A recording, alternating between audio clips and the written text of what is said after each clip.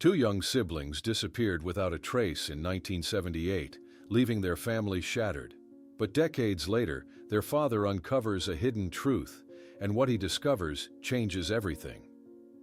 In the quiet town of Oakville, Missouri, autumn of 1978 announced its arrival with leaves beginning to turn golden on the century-old trees of Lincoln Memorial Park.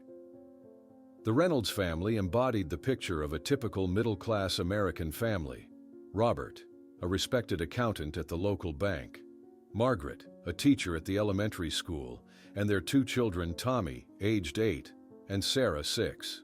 Their two-story house on Maple Street, with its porch swing and imposing oak tree in the backyard, was the setting for a seemingly perfect life. Tommy was easily recognizable by his inseparable Superman t-shirt, already faded from frequent wear and washing. The brown-haired, freckle-faced boy collected Yankees trading cards and dreamed of becoming an astronaut. Sarah, with her blonde hair almost always tied in ponytails, was rarely seen without her pink rainbow sweater, a birthday gift from her paternal grandmother. Her infectious laugh and meticulously organized Barbie doll collection were her trademarks. The family routine followed a predictable and comfortable rhythm. Shared breakfast at 7:30, Robert taking the children to Roosevelt Elementary School before heading to work, Margaret arriving minutes later for her classes. In the afternoons, the children often pedaled their Schwinn bicycles to Daisy's Diner for vanilla ice cream, or spent hours at Sunnyvale Lake fishing with improvised lines. Evenings invariably ended with everyone gathered in front of the newly acquired color television to watch programs like The Incredible Hulk, which fascinated Tommy. Sunday, September 17, 1978, began like so many others. Margaret prepared pancakes with maple syrup, the weekend specialty. After service at the local Baptist church, the family enjoyed a traditional Sunday lunch, roast, potatoes, and apple pie. The sky was exceptionally blue, with mild temperature inviting outdoor activities. "You can go to the park, but be back before dark," said Robert, checking his wristwatch while helping Margaret wash the dishes. "And Tommy, look after your sister." "Yes, Dad," replied Tommy, already adjusting the red helmet on his head, while Sarah hopped impatiently beside him, holding her favorite doll. At 2:15 in the afternoon, the children pedaled down Maple Street, waving to Mrs. Abernathy, a 68-year-old widow who was sweeping fallen leaves from her sidewalk. "Don't stay out too late," she shouted, watching the two silhouettes diminish in the distance. It was the last time anyone they knew saw Tommy and Sarah Reynolds. At 5:30, Robert began to show concern. The sky was taking on orange hues, and there was no sign of the children. Margaret tried to reassure him, suggesting that perhaps they had lost track of time playing in the park. At 6:15, Robert took the family car, a blue 1976 Plymouth Fury, and drove to Lincoln Memorial Park. The playground was deserted. He walked the main trails calling for his children, his voice echoing among the trees that grew increasingly shadowy with the approaching dusk.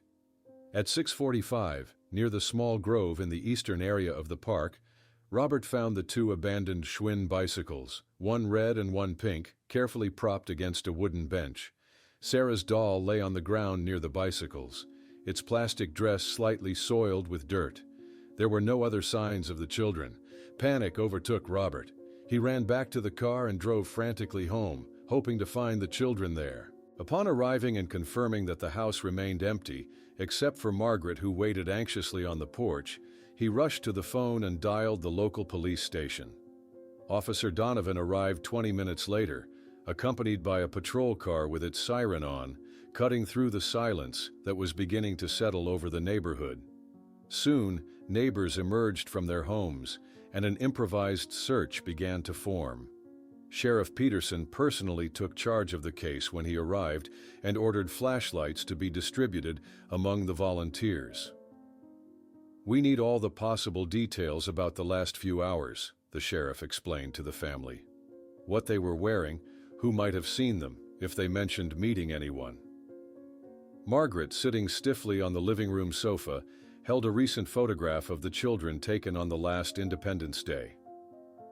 Tommy was wearing his Superman t-shirt, jeans, and white sneakers. Sarah was wearing her pink rainbow sweater, denim skirt, and white shoes. Her voice faltered. She took her Betty doll, the one you found. As night advanced, more than 50 Oakville residents searched the park and surrounding areas.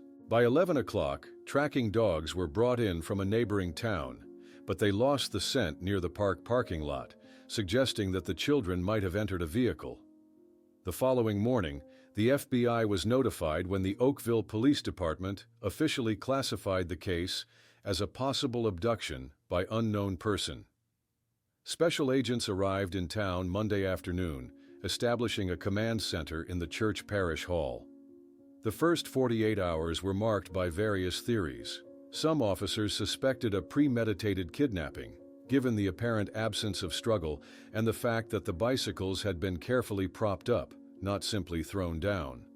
Others considered the possibility that the children had accepted a ride from someone they knew, something plausible in a small town where everyone knew each other.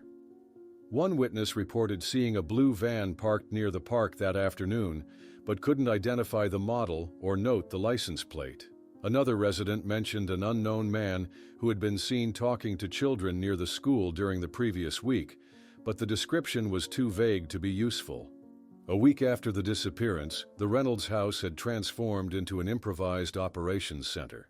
The kitchen table was covered with maps, phone lists, and photographs of the children to be distributed.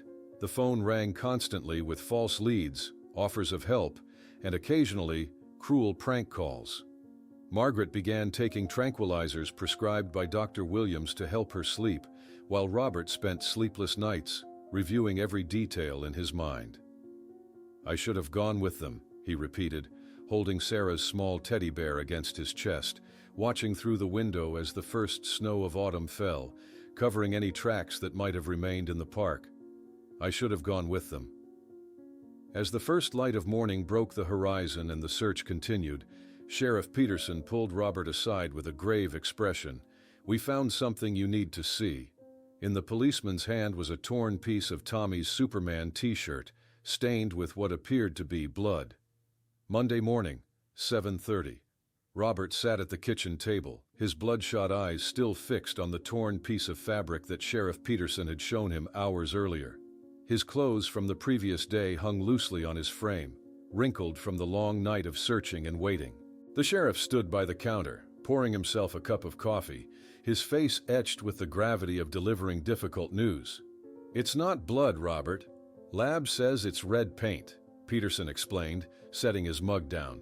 "Probably from that school art project Tommy mentioned last week." The momentary relief that washed over Robert's face couldn't mask the deeper anguish that had settled in his eyes. Less than 2 hours later, the quiet routine of Oakville was disrupted by the arrival of a black government sedan. Agents Wallace and Harmon from the FBI stepped out, their crisp suits and purposeful strides drawing curious glances from locals as they entered the police station. Within minutes, they were setting up communication equipment and pinning boards to organize information about the disappearance. By 10:30, the Baptist Church's parish hall had transformed completely. Volunteers in folding chairs arranged around makeshift tables sorted through maps of the county, creating lists of phone numbers for potential witnesses and organizing search party schedules.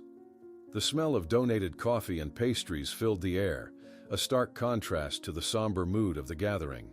"We'll cover the North Quadrant again today," announced a retired forest ranger, pointing to a detailed topographic map. "The dogs picked up something near Miller's Creek yesterday before losing it." Across town at 11:45, Margaret Reynolds sat perfectly still in Dr. Williams' office, her hands trembling despite her efforts to control them. The doctor's voice seemed distant as he explained the prescription he was writing. "Just to help you sleep, Margaret. Low-dose Valium. This isn't giving up. It's making sure you have the strength to keep going." She nodded mechanically, her eyes fixed on the framed photograph of her children on his desk, wondering if they were cold, if they were afraid, if they were. The Reynolds home at 120 felt like a crime scene, which in many ways it had become. Agent Wallace sat at the dining room table, his notebook open as he carefully phrased his questions. Mrs. Reynolds, can you think of anyone who might have a grudge against your family? Perhaps a client of Robert's at the bank who was denied a loan? A student's parent who was unhappy with a grade? The subtle implication that this might not be a random abduction hung in the air between them. By 3:30, Robert's eyes burned from exhaustion as he leaned over maps spread across the kitchen table. Red circles marked areas already searched, expanding outward from the park like ripples in a pond. Each concentric ring represented diminishing hope, a statistical reality he refused to accept. "Tommy's inhaler," he suddenly said, looking up at Peterson. "He needs it when he gets excited or scared. He's had asthma since he was 4. At Roosevelt Elementary School, 4 o'clock. Mrs. Jensen sat uncomfortably in her classroom chair, hands folded in her lap, as Agent Harmon questioned her about Sarah Reynolds. "Now that you mention it," she said, frowning slightly as if retrieving a distant memory, "Sarah did say something last Thursday about a man taking pictures near the playground. I assumed it was someone from the local paper. They sometimes cover school events without coordinating with the office." Outside the interview room, autumn sunshine streamed through classroom windows, illuminating children's artwork pinned to bulletin boards. Among them, a drawing signed by Sarah Reynolds depicted her family holding hands in front of their house, 4 smiling stick figures under a bright yellow sun. 5:45, and volunteers with determined expressions carried stacks of flyers bearing the children's photographs. Gas stations, grocery stores, and roadside diners within a 50-mile radius would soon have Tommy and Sarah's faces looking out from their walls and windows. The headline above their smiling school portraits read simply, "Have you seen these children?" Later that evening, at 9:30, Margaret sat silently in Sarah's bedroom, the pink walls and frilly curtains untouched since Sunday morning. She ran her hand over the pillow, still indented slightly from where her daughter's head had rested. The orange bottle of Valium felt heavy in her pocket as tears silently tracked down her face, dropping onto the bedspread decorated with carousel horses that Sarah had begged for on her last birthday. Tuesday morning brought a fresh wave of determination as Sheriff Peterson addressed a group of 60 volunteers gathered in the church hall at 8 o'clock. The scent of coffee and donuts hung in the air as he pinned a new photograph to the evidence board. George Miller reported seeing a blue van parked near the east entrance of the park between 1:30 and 3 on Sunday afternoon, he announced. No license plate, but he described it as older model, possibly a Ford Econoline. "We're checking every blue van registered within a 100-mile radius." Throughout the afternoon, FBI agents visited owners of blue vans across 3 counties, checking alibis and backgrounds. Most were cooperative, concerned citizens eager to help eliminate themselves as suspects. A few required warrants and more forceful questioning. By Wednesday, the story had spread beyond Oakville. At 10 o'clock, reporters from the St. Louis Post-Dispatch and local television stations gathered on the Reynolds' front porch. Robert stood before them, dark circles under his eyes, but his voice steady as he pleaded for information. "Tommy and Sarah are good kids. They're probably scared right now. If anyone has seen them or knows anything, please call the police. No detail is too small." Behind the reporters, neighbors stood on the sidewalk, their faces etched with concern and something else, the unspoken relief that it wasn't their children who were missing.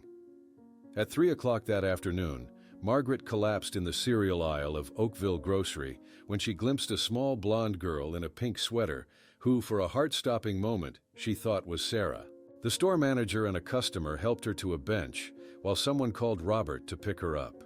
In the darkness of the kitchen at 10:15 that night, Robert sat alone, the dim glow of a single lamp illuminating maps and notes spread across the table. Coffee cups and half-eaten sandwiches testified to the parade of law enforcement officials who had cycled through the house throughout the day. The circles under his eyes had deepened, his face showing the strain of 3 nights without proper sleep. The phone's shrill ring at 11:47 broke the silence like a gunshot. Robert lunged for it, answering before the second ring. "Reynolds residence," he said, his voice tense with hope and fear. "The children are safe now," said a distorted voice on the other end. They're with who really loves them." The line went dead. Robert stood frozen, the receiver still pressed to his ear, as a terrible doubt crept into his mind. While FBI agents installed equipment to trace future calls, Robert fixed his gaze on Margaret, asleep on the couch thanks to her medication, and a terrible doubt emerged in his mind. Why had the anonymous voice used the words, "Who really loves them?"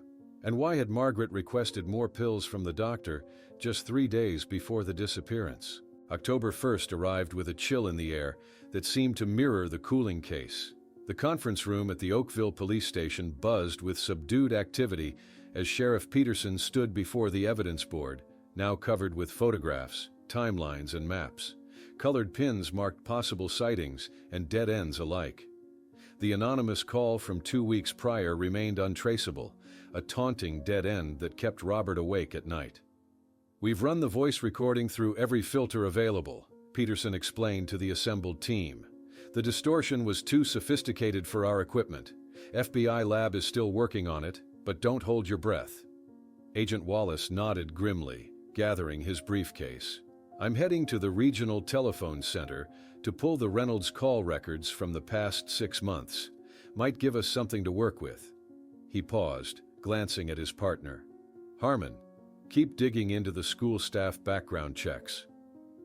15 minutes later, Wallace's government sedan cruised down Interstate 55, the agent's thoughts churning through possibilities. The words from the anonymous caller, "Who really loves them," suggested intimate knowledge, perhaps even a connection to the family. It wasn't the typical language of a random predator. The implications troubled him deeply. At the First National Bank of Oakville, Robert sat at his desk, staring blankly at columns of numbers that refused to make sense. His tie hung loosely around his neck, and the coffee on his desk had gone cold hours ago. In his wallet, school photos of Tommy and Sarah smiled up at him. Tommy missing his front tooth, Sarah's hair in perfect pigtails. The sympathetic glances from colleagues had evolved from shock to pity as weeks passed without progress.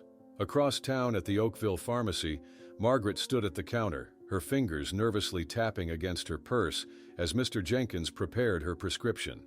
The pharmacist's eyes narrowed slightly as he counted out the pills. "Third refill in 2 weeks, Mrs. Reynolds," he noted quietly, sliding the paper bag across the counter. "Dr. Williams mentioned he's concerned about the frequency." Margaret's smile didn't reach her eyes.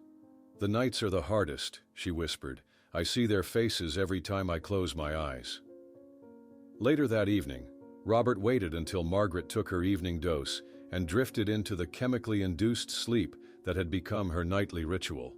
With careful, guilty movements, he opened her dresser drawer, rifling through neatly folded scarves and handkerchiefs. His fingers brushed against a small envelope tucked into the corner.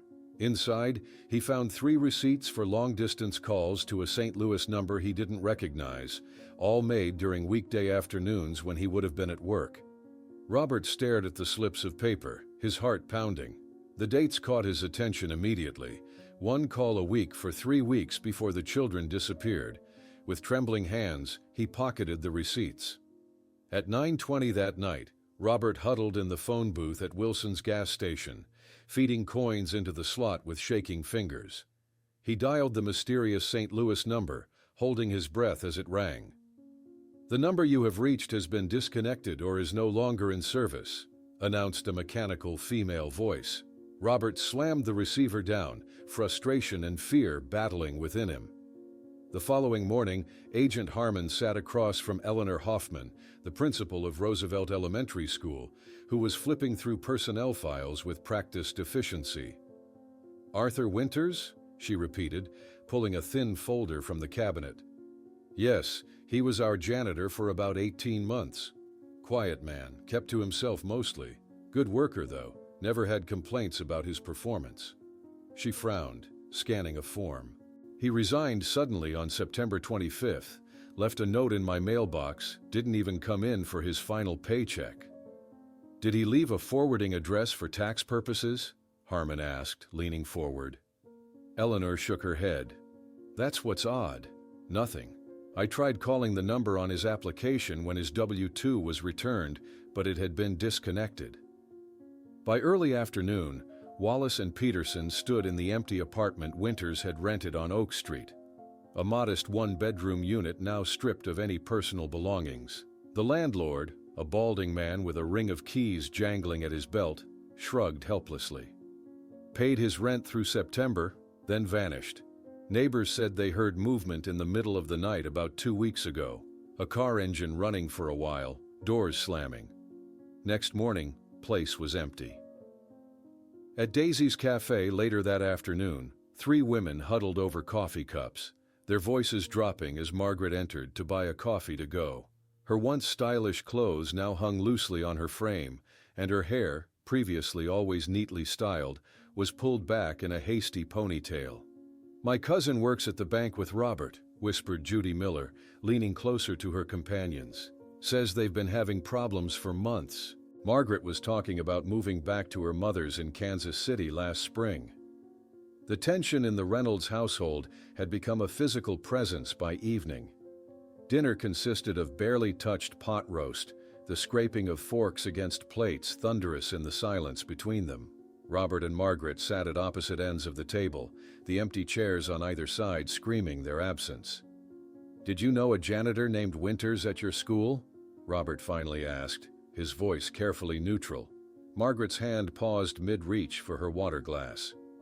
"Arthur Winters? Vaguely. He fixed the radiator in my classroom once last winter." Her voice remained steady, but Robert noticed she didn't meet his eyes. At 3:17 in the morning, Robert woke to the soft murmur of Margaret's voice. Following the sound downstairs, he found her in the darkened kitchen, phone pressed to her ear, speaking too quietly for him to make out the words. When his foot caused a floorboard to creak, she startled violently, immediately hanging up. "Who was that?" he asked, standing in the doorway. "Wrong number," Margaret replied, brushing past him toward the stairs. "Coming to bed?"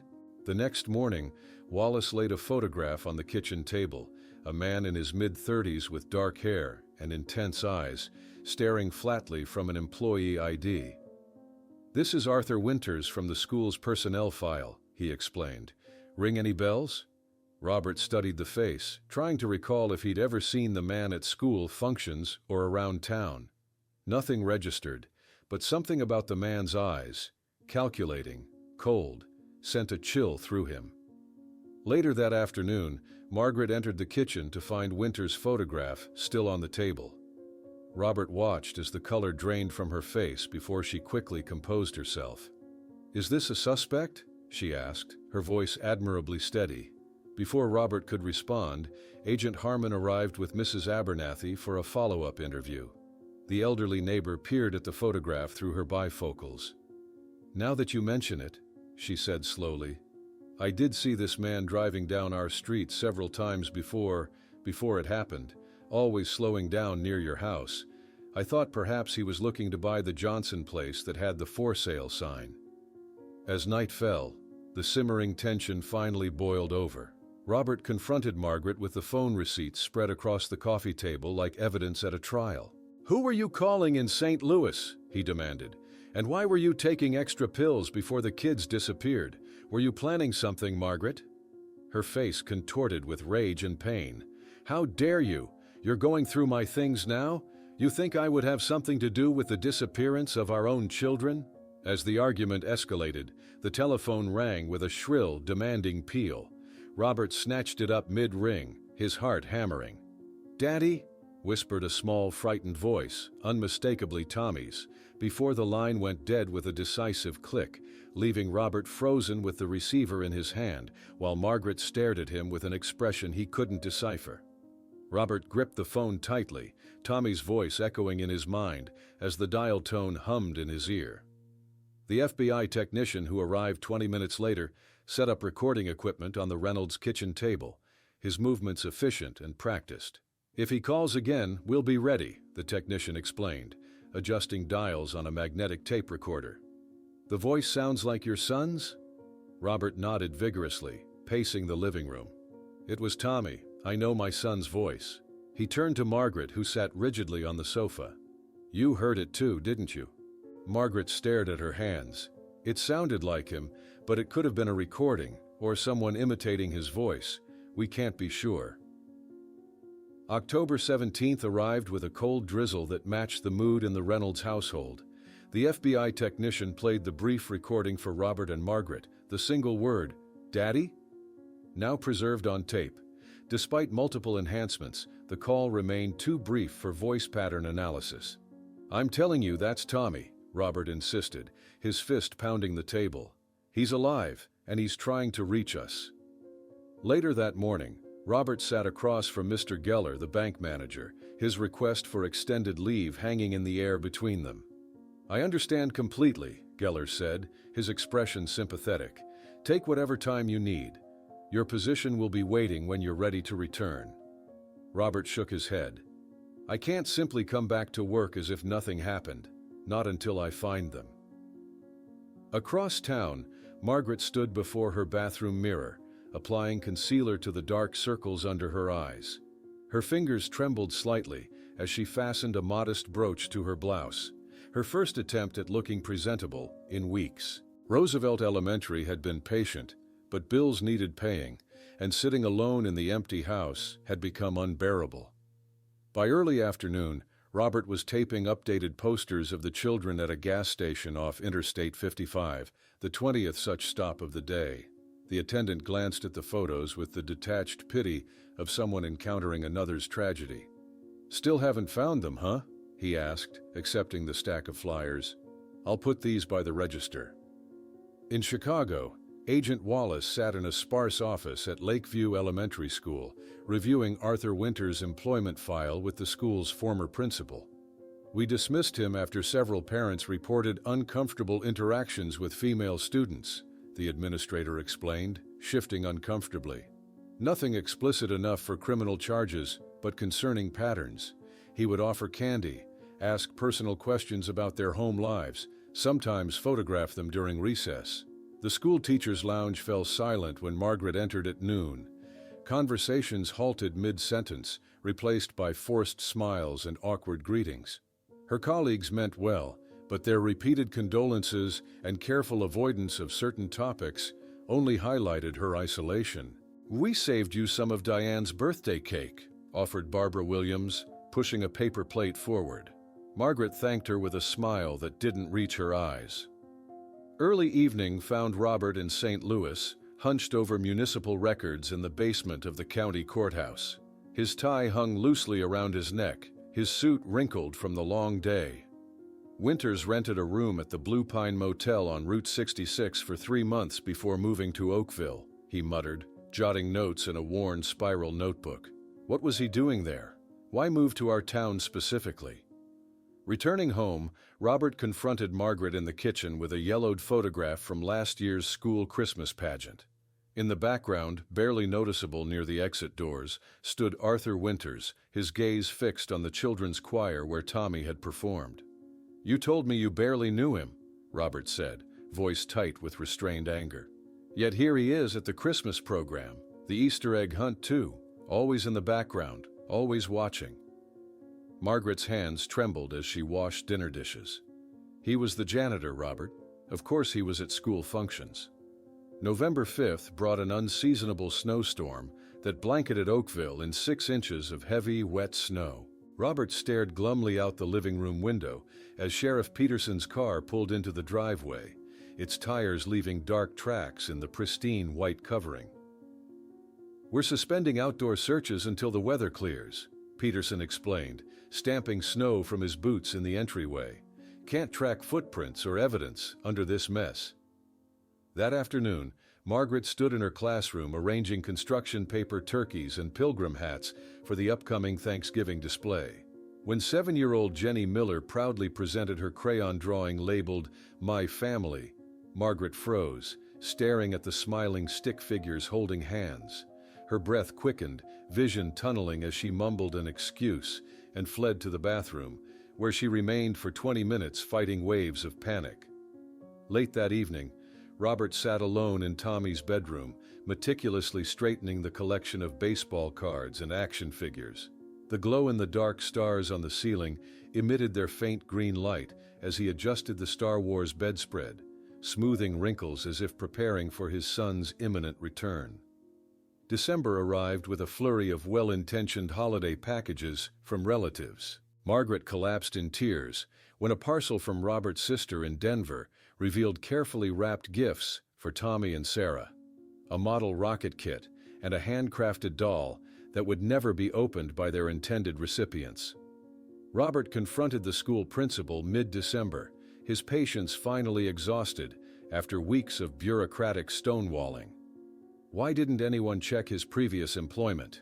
he demanded, voice rising. "How could someone with his history work near our children? Did you even call his references?" Christmas Eve found Robert and Margaret sitting silently in their darkened living room, the multicolored lights of the Christmas tree casting shifting patterns across their exhausted faces. The carefully wrapped presents beneath the tree, bought in desperate hope rather than expectation, seemed to mock their loss. Christmas morning, Robert found Margaret sitting on Sarah's bed, clutching the child's favorite teddy bear to her chest. "Merry Christmas, my love," she whispered to the empty room, tears falling silently onto the worn fur of the stuffed animal. In the mailbox, the day after Christmas, arrived an envelope with no return address, containing only a Polaroid.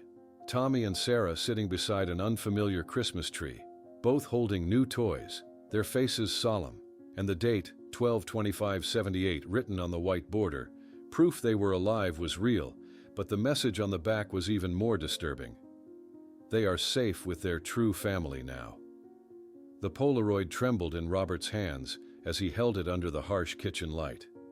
Agent Caldwell from the FBI Evidence Response Team carefully placed it in a clear plastic evidence bag, his gloved fingers handling the photograph as if it were a rare artifact. "This changes everything," Caldwell said, his previously detached professionalism giving way to genuine urgency. "They're alive, and this photo proves it." By early morning on December 27th, the FBI had transformed the Reynolds dining room into an improvisational forensic lab. The Christmas photo was magnified, examined under various light filters, and scrutinized for any detail that might reveal the children's location. Margaret sat silently at the kitchen table, her hands wrapped around a mug of untouched coffee, watching the parade of agents through red-rimmed eyes. "See the mountain ridge through this window?" The forensic photography specialist pointed to a barely visible landscape feature in the background. "That formation is consistent with the Western Ranges, possibly Colorado or Utah. And the decorative style, those hanging ornaments are typical of Southwestern Christmas traditions." Robert leaned close to the magnified image of Tommy's face, his finger tracing his son's features on the glossy paper. "He's trying to tell us something," he insisted, voice rising with conviction. "Look at how his eyes are directed to the left, not at the camera. He's signaling us." Upstairs, Dr. Williams sat at Margaret's bedside, his stethoscope pressed against her back as she stared vacantly at the wall. The discovery of the photograph had sent her into a near catatonic state, a psychological retreat that alarmed even the experienced family physician. "I'm increasing your antidepressant dosage," he said gently, writing on his prescription pad. "And I'd like you to consider speaking with Dr. Levine. She specializes in trauma." By January 3rd, Robert had established a makeshift investigation center in the sheriff's office, maps of the western United States covering an entire wall. Red pins marked potential locations where Winters might have connections, previous addresses, known relatives, employment records. "If we assume he headed west immediately after taking the children," Robert explained to Sheriff Peterson, tracing possible routes with his finger, "he could have reached Colorado in under 20 hours. The question is, where exactly?" The strain on the Reynolds marriage deepened with each passing day. Robert often returned home well after midnight, having spent hours pursuing leads or driving to neighboring towns to verify possible sightings. He would find Margaret asleep on the sofa, empty pill bottles on the coffee table, the television casting flickering blue light across her exhausted face.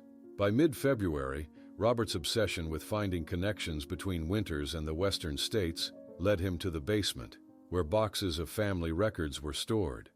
Amid tax returns and insurance policies, he discovered an envelope containing motel receipts, from a period in 1977 when Margaret had claimed to be attending a teacher's retreat in Kansas City.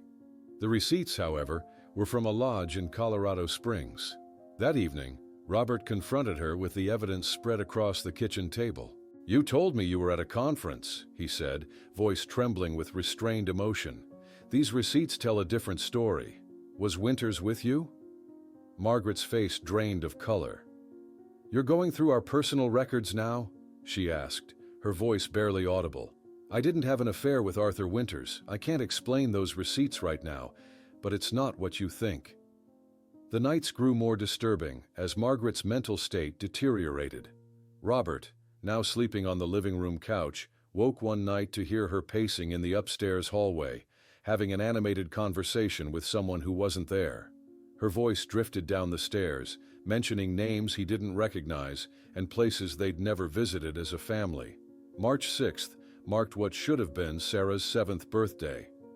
Robert rose early, placing a small cupcake with a single candle at her place at the breakfast table. He sat there alone, watching the morning light gradually illuminate the photograph of his daughter that now served as a centerpiece in their fractured home. That afternoon, another envelope arrived with no return address. Inside was a Polaroid of Sarah sitting before a small birthday cake topped with 7 candles. She wore the same pink rainbow sweater, now visibly too small for her growing frame.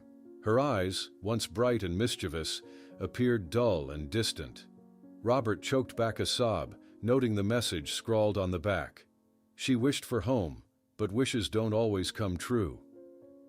Later that evening, Robert and Agent Wallace huddled over the dining room table, now covered with maps of the western United States.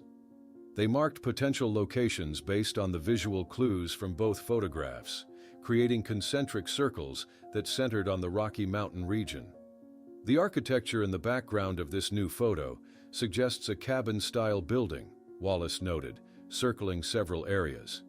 And based on the vegetation we can partially see through the window, we're likely looking at elevation between 6,000 and 9,000 feet. April brought a fresh crisis when Margaret suffered a public breakdown at school. During a routine spelling lesson, 7-year-old Becky Wilson innocently mentioned seeing Tommy and Sarah playing at the park over the weekend, a clear confusion with other children. Margaret collapsed at her desk, hyperventilating and sobbing uncontrollably until the school nurse sedated her and called an ambulance. Robert found himself picking up his wife from the county hospital later that day, Margaret's face blank from heavy sedation, as Dr. Williams suggested a longer-term psychiatric evaluation. "She's experiencing what we call complicated grief," the doctor explained gently. "The uncertainty is preventing normal processing of loss." By mid-May, the Reynolds household had fallen into profound disrepair. Robert spent his evenings at the kitchen table surrounded by maps, witness statements, and theories, often drinking straight from a bottle of whiskey as the home around him showed increasing signs of neglect. Dust gathered on picture frames, mail piled unopened, and the once immaculate garden that had been Margaret's pride withered from inattention. After a particularly heated argument where Margaret screamed, "You'll never find them because you don't really want to know the truth," Robert found something in her purse that froze his blood, a small piece of paper with a series of numbers he immediately recognized as geographic coordinates for a location in Northern California. Robert stared at the coordinates on the small paper, his mind racing. The precise latitude and longitude pointed to a location in Northern California, a place Margaret had never mentioned, yet had carried these numbers tucked away in her purse. His hands trembled as he copied the figures into his notebook, carefully returning the paper before she noticed its absence. August 1st arrived with a relentless heat wave and renewed media attention. Robert watched the morning news from the kitchen table, his coffee growing cold as the anchorwoman announced, "The case of the Reynolds siblings will reach its 1-year mark next month, with authorities no closer to finding Tommy and Sarah." The screen displayed their school photographs, frozen smiles from a lifetime ago. 2 weeks later, Robert boarded a plane at St. Louis International Airport, a small overnight bag his only luggage. He had told no one of his destination, not Margaret, not Sheriff Peterson, not even Agent Wallace. The coordinates had become his obsession, a secret lead he couldn't trust to anyone else. "Final boarding call for Flight 287 to San Francisco," announced the overhead speaker as Robert hurried toward the gate, the weight of anticipation heavier than his modest luggage. By early evening, Robert sat behind the wheel of a rented Ford Taurus, navigating the winding roads of Northern California. The rental agent had raised eyebrows at his request for a detailed topographical map rather than the standard highway guide, but had asked no questions about his destination in the remote coastal mountains. The fading daylight cast long shadows across the landscape as Robert consulted his hastily drawn map, checking the coordinates against roadside markers. Each mile brought him closer to whatever Margaret had been hiding, his heart pounding with equal parts hope and dread. After a night in a roadside motel, Robert resumed his journey at dawn, the morning fog shrouding the forest in ghostly white as he turned onto an unmarked gravel road. The car bounced and rattled over the uneven surface until a weathered sign came into view. Pine View Motel, vacancy. The structure that greeted him hardly deserved the name motel. A single-story building with 8 units stretched in a crooked line, windows broken or boarded up, the office door hanging askew on rusted hinges. Nature had begun reclaiming the property, weeds pushing through cracks in the empty parking lot, vines climbing the faded wooden siding. Robert parked and approached cautiously, pulling on a pair of leather gloves before testing the office door. It swung open with a protesting creak, revealing a dust-covered counter and an ancient register book chained to the surface. The air inside smelled of mold and abandonment. For hours, Robert methodically searched the derelict building, moving from the office to each room, forcing locked doors with a tire iron from his rental car. Rooms 1 through 7 yielded nothing but cobwebs, rusted bed frames, and occasional evidence of animal inhabitants. At 3:25, Robert entered room 8, its door already partially open from years of weather exposure.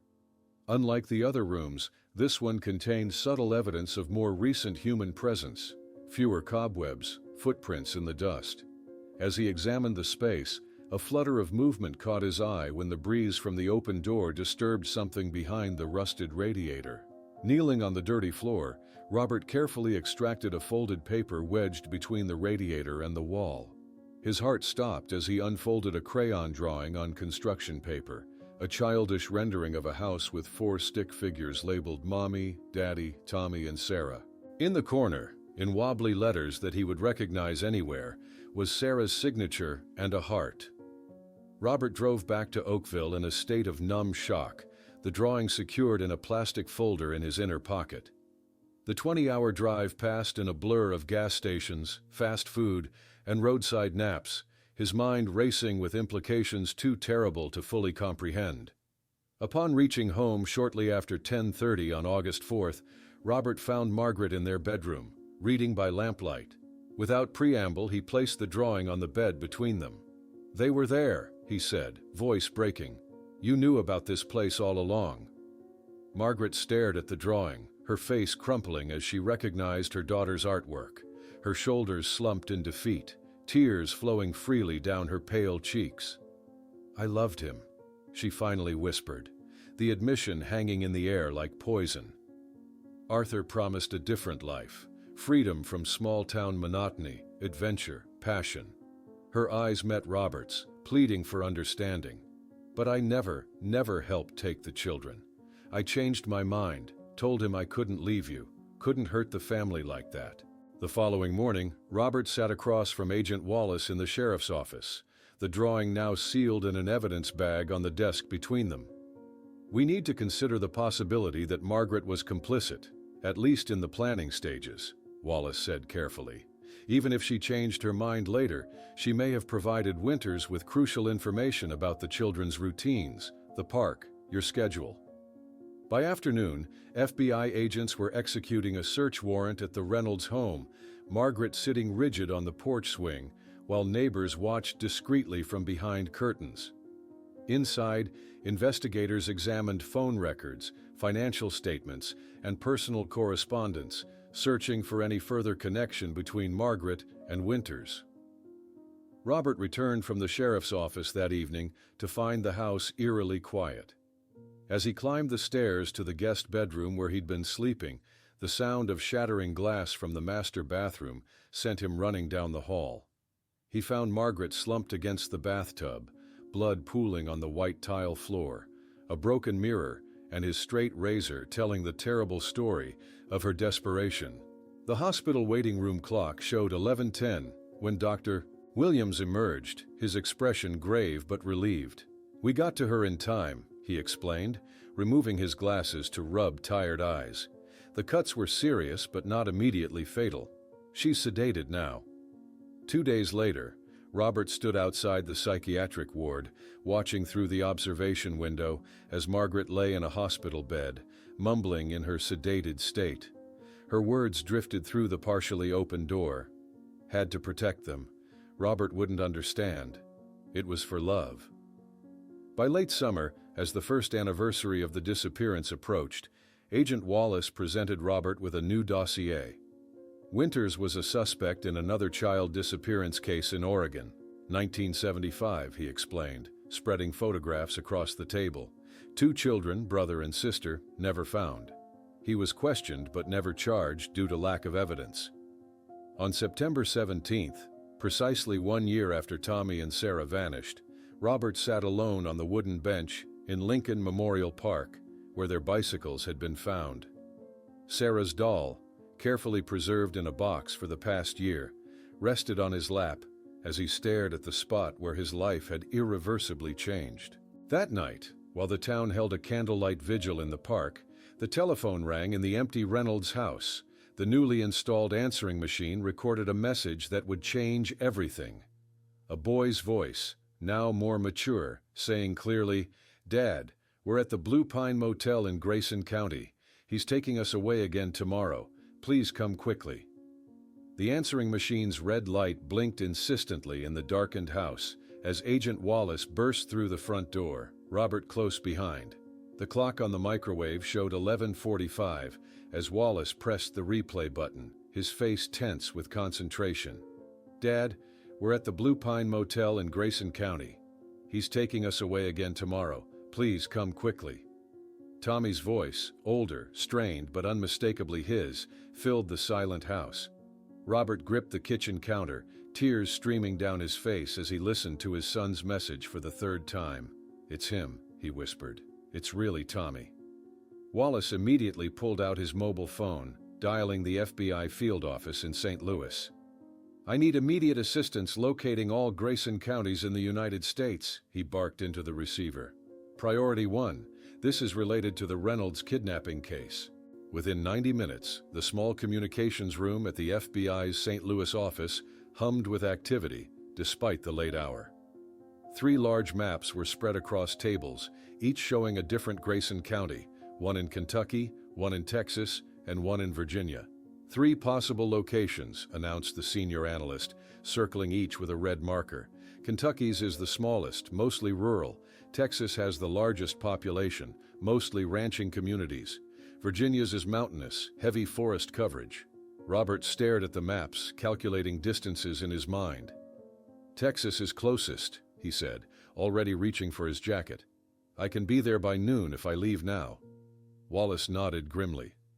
"I'll coordinate teams to check all 3 simultaneously. We can't afford to miss this opportunity." By 7:15 the next morning, Robert stood at the airport ticket counter, his credit card maxed out, purchasing a last-minute flight to Dallas. The airport buzzed with early business travelers as he rushed toward his gate, carrying only a small backpack with essentials. His mind raced with possibilities and fears. Was this another cruel trick, or would he finally find his children after a year of searching? Meanwhile, at Memorial Hospital's psychiatric ward, Agent Harmon played the recorded message for Margaret, watching her reaction carefully. Her sedation had been reduced, allowing her to process information more clearly, though she remained physically weak from her suicide attempt. "Not Texas," she said immediately, her voice barely above a whisper. "He hates the heat. Always talked about the Blue Ridge Mountains. Said they reminded him of home." Harmon leaned closer. Margaret, this is crucial. Did Winters ever mention specific places in Virginia? Anything that might help us locate this motel? Her eyes drifted closed, then opened with sudden clarity. He loved the mountains in autumn. Said his grandmother had a cabin near Independence. He took me there once, before. By 1:40 that afternoon, Robert drove a rental car through the scorching Texas heat, stopping at every motel along the highways of Grayson County. Each inquiry led to another dead end, another shake of the head from motel clerks who'd never heard of a Blue Pine motel. His frustration mounted with each passing hour, the hope that had carried him through the flight slowly eroding under the relentless Texas sun. In Kentucky, an FBI team methodically checked county records, confirming by mid-afternoon that no establishment called Blue Pine Motel had ever been registered in the entire state. Agent Wallace directed them to expand their search to neighboring counties, unwilling to leave any possibility unexplored. As evening approached, Robert pulled into a gas station, fatigue etching lines in his face. He called Wallace from a payphone, gripping the receiver tightly as he received the update about Margaret's statement. "I'm changing course," he said decisively. "Virginia makes more sense. If she's right about Winters having connections there." "I'll alert the team in Independence," Wallace replied. "They've already started canvassing the area. Get some rest, then head east in the morning." 2 days later, Robert's rental car kicked up dust as he pulled into Independence, Virginia, the small mountain town nestled in a valley surrounded by the ancient peaks of the Blue Ridge. His first stop was the sheriff's office, a modest brick building on Main Street, where a local deputy confirmed the grim news. The Blue Pine Motel had been demolished just 3 months earlier. "Torn down in June," explained the deputy, pointing to a location on a local map. "Place had been going downhill for years. County finally condemned it after the roof collapsed in that big April storm." Robert's heart sank as the deputy directed him to the site where the motel had stood. Now, a modern gas station and convenience store occupied the prime roadside location, not a trace of the original structure remaining. As he pulled into the parking lot, desperation threatened to overwhelm him. Inside the store, Robert approached the owner, a middle-aged man named Davis, who looked up from his inventory sheets with mild curiosity. "Blue Pine Motel?" "Sure. I bought the property from the county after foreclosure," Davis confirmed, adjusting his glasses as he examined the photographs Robert presented. "These kids?" He squinted at the age-progressed images the FBI had created. "Yeah, I remember this boy. He was here with a man who claimed to be his father. Quiet kid, wouldn't make eye contact." Robert's heart hammered against his ribs. When exactly?" Davis led him to a back office where he rummaged through a cardboard box containing the former motel's papers. "Previous owner kept terrible records, but I had to go through everything for the property transfer." He pulled out a dusty register book, flipping pages until he stopped, pointing to an entry from the 16th of September. "A. Wilson, 2 children." "Wilson," Robert muttered. "He's using an alias." By late afternoon, Robert and the local sheriff were reviewing grainy security footage from the gas station across the street, caught by cameras installed during a robbery investigation months earlier. Though partially obscured, they could make out a brown Ford Fairlane leaving the motel parking lot, heading west on Route 58. "It's a start," the sheriff said, already calling in the vehicle description to state patrols. That evening, Wallace called with renewed urgency. "We've issued an alert for the vehicle in 5 states. Every highway patrol has the description and partial plate number we extracted from the footage." In his small motel room in Independence, Robert spread maps across the bed, marking possible escape routes with red pen. If Winters had left yesterday as Tommy's message indicated, he could be anywhere within a 500-mile radius by now. Near midnight, his phone rang. Margaret calling from her hospital room, her voice stronger than it had been in weeks. "Arthur has a sister in Denver," she said without preamble. "He mentioned her when we were together. Said she'd always take him in if things went bad." Robert immediately sent an urgent fax to Wallace with this new information, insisting they redirect search efforts toward Colorado. After 48 sleepless hours, exhaustion finally claimed him, and he collapsed fully clothed across the motel bed, maps still scattered around him.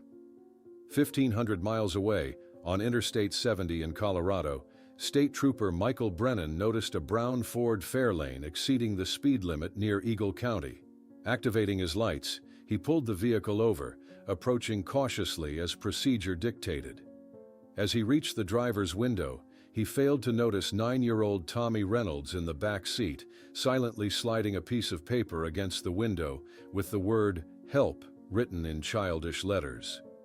Trooper Brennan approached the brown Ford Fairlane with practiced caution, one hand resting near his holstered weapon. The dashboard clock in his patrol car read 2:15 in the morning as he shined his flashlight toward the driver's window. The beam caught the reflection of something in the back seat, a small piece of paper pressed against the glass. The officer squinted, making out the word "Help" written in unsteady capital letters. His training kicked in immediately. "Sir, I'm going to need you to step out of the vehicle," Brennan said firmly, his right hand now deliberately moving toward his sidearm as he recognized the situation unfolding before him. In the back seat, Tommy Reynolds sat frozen, his heart pounding as he watched the officer through the rear window. Beside him, Sarah clutched her doll, eyes wide with fear. The man in the driver's seat, Arthur Winters, now using the name Alan Wilson, smiled pleasantly at the officer. "Is there a problem, officer? I know I was a bit over the limit, but we're trying to reach my sister's place by morning. The kids are tired," Winters said, his voice calm despite the tension visible in his white-knuckled grip on the steering wheel. "Step out of the car now, sir," Brennan repeated, unsnapping his holster. What happened next occurred in mere seconds. Winters lunged for the glove compartment while simultaneously stomping on the accelerator. The car lurched forward as Brennan drew his weapon, firing 2 shots at the rear tires. One bullet punctured the left rear tire, but the Fairlane was already speeding away, fishtailing dangerously as Winters fought to control the vehicle with the damaged tire. "Dispatch, this is Cooper. I have a 1080 in progress, possible child abduction," Brennan shouted into his radio, racing back to his patrol car. "Brown Ford Fairlane, heading west on I-70, mile marker 147. By 8:30 the following morning, Robert landed at Denver International Airport, his face haggard from lack of sleep. Agent Rodriguez met him at the arrival gate, walking briskly as he briefed Robert on the night's developments. State Trooper spotted the vehicle at approximately 2:20 this morning. "Attempted to initiate a stop, but the suspect fled," Rodriguez explained, guiding Robert toward a waiting FBI vehicle. "We've established a command center at the state police headquarters. Multiple agencies are coordinating the search." At the command center, topographic maps of the Rocky Mountains dominated the walls. Red pins marked possible routes and checkpoints where law enforcement had established roadblocks. Outside, the distinctive thump of helicopter rotors signaled the aerial search teams preparing for deployment. Meanwhile, nearly 70 miles away, Winters guided the damaged Fairlane down increasingly remote Forest Service roads. The left rear tire, shredded from the bullet and subsequent high-speed driving, had finally given out completely, forcing him to abandon the vehicle at the base of a steep forested hillside. "We have to walk from here," he told the children, his voice oscillating between false cheerfulness and barely controlled panic. "It's not far to the cabin. Sarah, hold Tommy's hand. Tommy, if you try anything stupid, your sister will regret it." At 9:45, Tommy gripped Sarah's small hand tightly as they trudged uphill through dense pine forest. The morning dew soaked their shoes, and Sarah's pink rainbow sweater, now threadbare and far too small, provided little warmth in the mountain air. With careful movements, Tommy occasionally dropped small objects along their path, a button from his shirt, a shoelace he had deliberately frayed and broken. "Keep moving," Winters barked, looking nervously over his shoulder as the distant sound of helicopter rotors echoed through the valley below. By 2 o'clock, search teams discovered the abandoned Ford Fairlane, its door left open in haste. Law enforcement officers and tracking dogs gathered around the vehicle, establishing a search perimeter that expanded outward into the forest. A forest ranger pointed to distinctive boot prints leading up a game trail. 3 sets of prints, he noted. 1 adult male, 2 children. They can't be more than a few hours ahead. The search effort faced a significant setback when dark clouds rolled in over the mountains, bringing a sudden summer thunderstorm that washed away tracks and grounded the helicopter units. Rain pelted the search teams as they continued on foot, visibility reduced to mere yards in the downpour. By late afternoon, Winters and the children reached a small cabin nestled on a wooded ridge. The structure was weathered but solid, its windows covered with wooden boards, clearly prepared in advance for their arrival. Inside, canned food, bottled water, and other supplies suggested Winters had planned this hideout meticulously. "Home sweet home," he announced with a brittle smile, securing the heavy front door with multiple locks. "At least until things cool down." At 7:30 that evening, Tommy watched from the cabin's main room as Winters paced nervously, occasionally peering through gaps in the boarded windows. Sarah sat at a small table, mechanically coloring in an old coloring book, her movements automatic and lifeless after a year of captivity. "Play a game with your sister," Winters ordered Tommy, his agitation growing with each passing hour. "Act normal."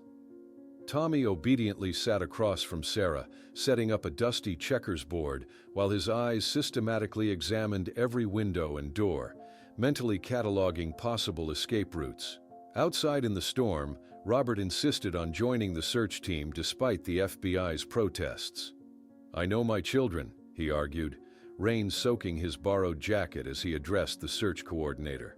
"I might recognize signs you wouldn't, places they might leave markers, signals only a father would understand." By morning, the storm had intensified, forcing helicopter units to remain grounded and hampering ground teams navigating the increasingly treacherous mountain terrain. Robert trudged forward with grim determination, his eyes scanning the muddy path for any sign of his children. At 3 o'clock, Winters grew increasingly agitated as news reports on his battery-powered radio detailed the massive search effort. "Nobody will separate our family again," he shouted, causing Sarah to flinch and drop her crayon. "Not your father, not the police, nobody." As daylight began to fade, Robert's search team discovered a small button caught in a bramble, a button that matched the description of Tommy's shirt. Hope surged through the exhausted father as they followed this first tangible clue up the ridge, the rain finally beginning to slacken. In the darkened cabin, Tommy waited until Winters had fallen into an exhausted sleep in the cabin's only armchair. With excruciatingly slow movements, he worked at the loose board covering the back window, finally creating an opening large enough for Sarah to squeeze through. "Run straight downhill," he whispered, helping his sister through the window. "Keep going until you find someone. Don't wait for me." Sarah disappeared into the darkness, but as Tommy tried to follow, the old floorboard beneath him creaked loudly.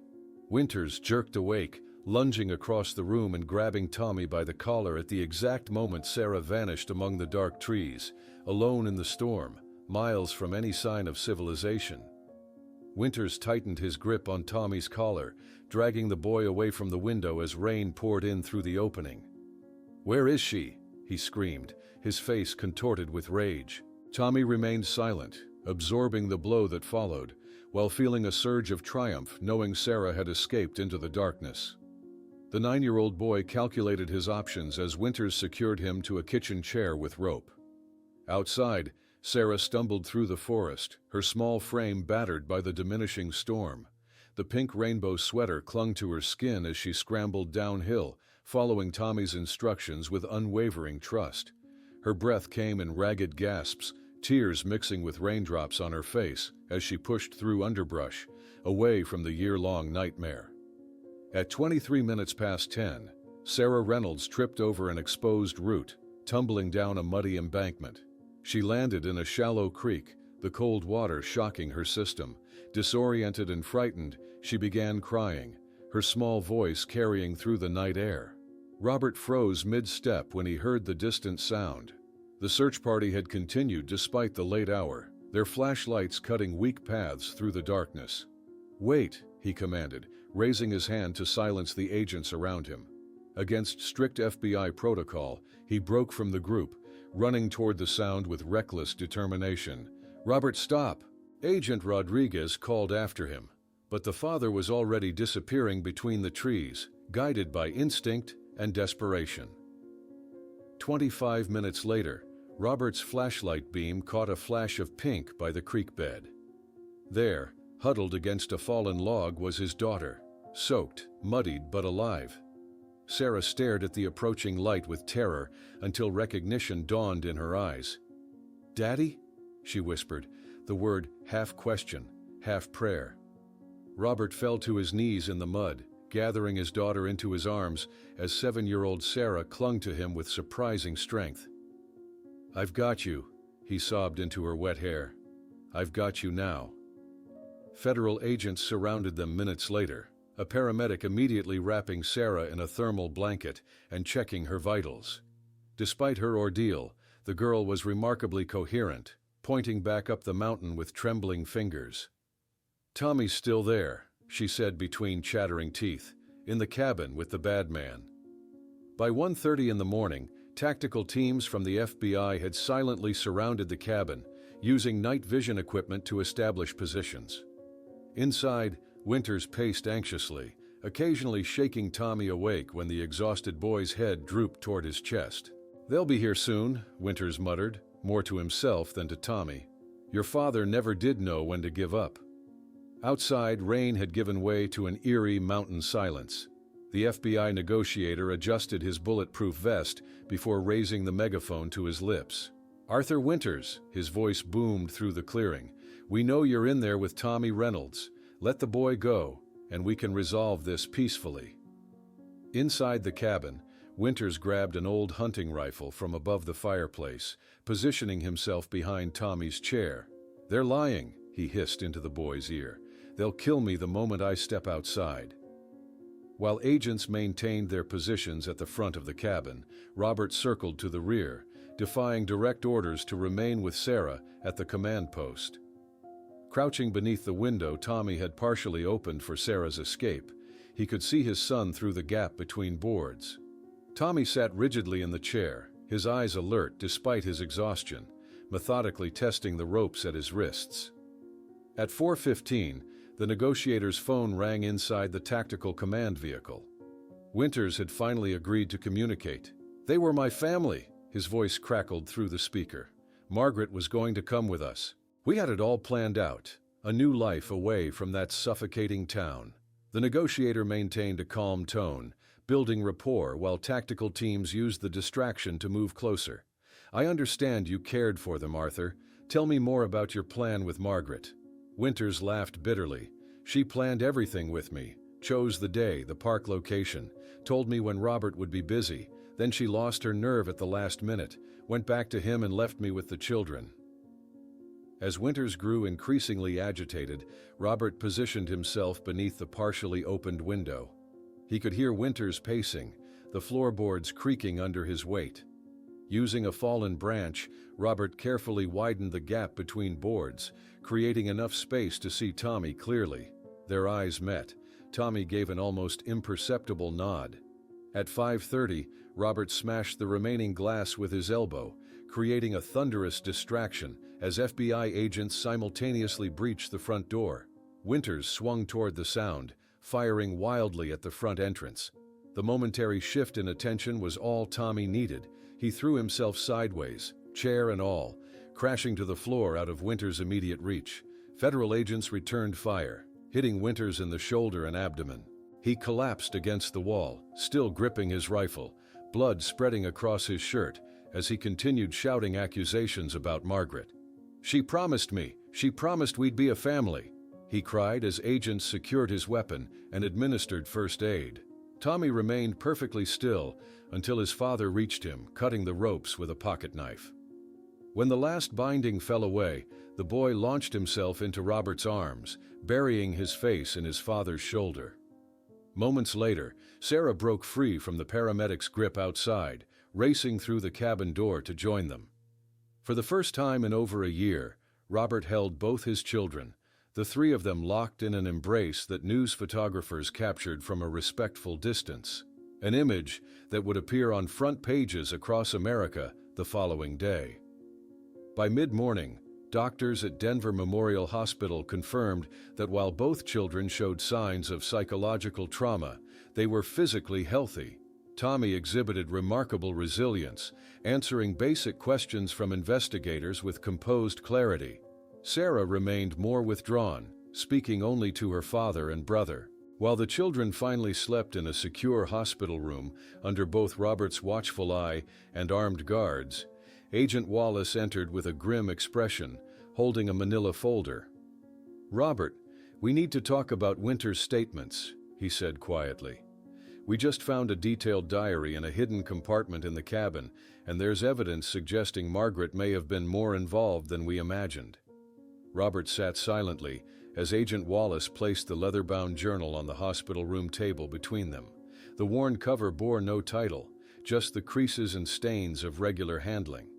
For several moments, Robert couldn't bring himself to open it, knowing that whatever truths lay within would forever change his understanding of the past year and of his marriage.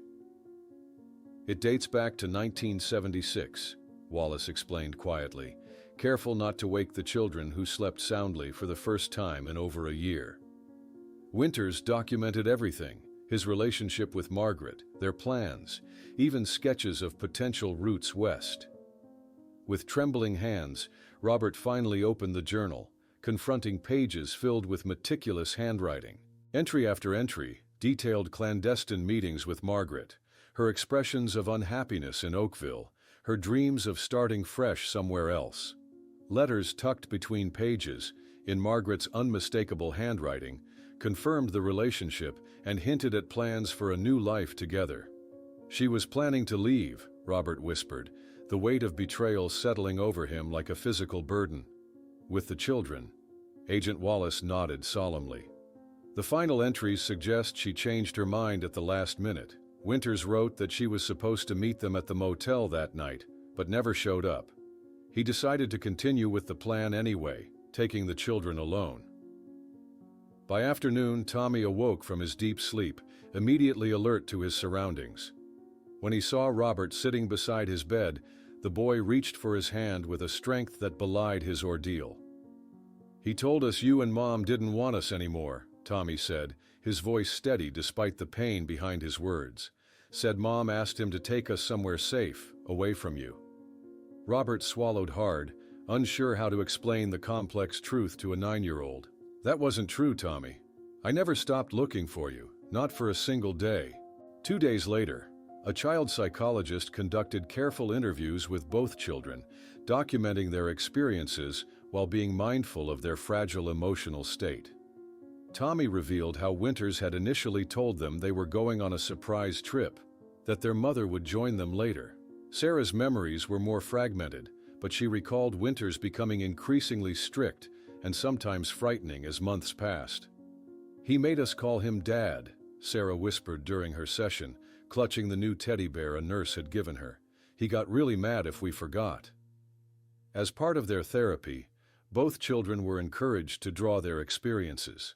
Sarah's pictures revealed the stark reality of their year in captivity. Various houses and motels drawn in meticulous detail, Winters always depicted as a tall, dark figure looming in the background. In every drawing, Tommy and Sarah stood hand in hand, their connection the one constant in their disrupted lives. On September 25th, a police motorcade escorted Robert and the children back to Oakville. The familiar streets of Maple Road felt strange and dreamlike as they approached their home. Neighbors and reporters gathered on the sidewalk, watching silently as the car pulled into the driveway. Tommy gripped Robert's hand tightly as they walked toward the front door, while Sarah clung to her father's leg, overwhelmed by the attention. Inside, the house remained exactly as they had left it, preserved like a museum to their former lives. The children moved cautiously through rooms that should have felt familiar, but now seemed to belong to different people. In their bedrooms, toys and books waited patiently, untouched for 13 months. Sarah ran her fingers over her Barbie dolls, arranged precisely as she had left them, while Tommy stood in the center of his room, staring at the glow-in-the-dark stars on his ceiling as if seeing them for the first time. A week after their return, Robert visited Margaret at the psychiatric hospital. She sat by the window in the day room, a pale shadow of the vibrant woman he had married. When she saw him, tears immediately filled her eyes. "Are they safe?" she asked, her voice barely audible. "Are they okay?" Robert nodded, taking the chair opposite her. "They're home now. They're resilient, but it will take time." The conversation that followed was painful, but necessary. Robert placed Winter's journal between them, watching as Margaret's face crumpled with shame and regret. "I was unhappy," she admitted, her fingers tracing patterns on the table surface. "I convinced myself it would be better for everyone, a fresh start, a new life. But when the day came, I couldn't do it. I couldn't tear them away from you, from their home." She looked up, meeting his eyes directly for the first time. "I never imagined he would take them anyway." By mid-October, Tommy and Sarah had returned to school, though their experiences set them apart from their peers. Robert watched anxiously from his car that first morning as they walked into the building, other students staring openly at the children whose faces had been on posters and news reports for over a year. Family therapy sessions became a regular part of their new routine. During one particularly difficult session in November, Tommy finally expressed his complicated feelings about Margaret. "Why did Mom want to take us away?" he demanded, years of confusion and hurt evident in his young face. "Didn't she love you anymore? Didn't she love us?" The trial of Arthur Winters began in December, drawing national media attention. Robert attended each day, sitting stoically in the back of the courtroom as prosecutors presented evidence of the carefully planned abduction. When the judge pronounced a 30-year sentence without possibility of parole, Robert felt no satisfaction, only a hollow relief that the legal chapter of their ordeal had closed. Their first Christmas back home was subdued but healing. Robert kept decorations simple and presents thoughtful, allowing the children to set the pace for celebrations. Moments of normality began to emerge. Tommy laughing at a television program, Sarah humming while coloring at the kitchen table. By January, Robert had begun assembling a new family album, carefully placing photographs that documented their journey toward recovery. The first new family portrait, a simple snapshot of Robert, Tommy, and Sarah having an impromptu picnic on the living room floor, captured something beautiful in its imperfection, the conspicuous absence of Margaret acknowledged, but not defining them. 10 years later, Robert sat in the backyard watching Tommy, now 20, unload his car after returning from his sophomore year of college. Sarah, 18, practiced parallel parking in the driveway, preparing for her driver's test. The house on Maple Street remained theirs, transformed by time and healing, but still home. "Sometimes people ask if I've forgiven Margaret," Robert told the reporter, writing a book about the case, his eyes reflecting the hard-won wisdom of someone who had lived through tragedy and survived. "But I realized the real challenge was never forgiving Margaret or even Winters. It was learning to forgive life for its unpredictability, and myself for not being able to protect my family the way I believed I could." As he looked at his family photos, the old ones from 1978 and the new ones he continued to add with graduations, weddings, and now grandchildren, he smiled gently. "What I discovered is that even the most broken stories can find an ending, if not happy, at least meaningful, if we have enough courage to keep turning the pages."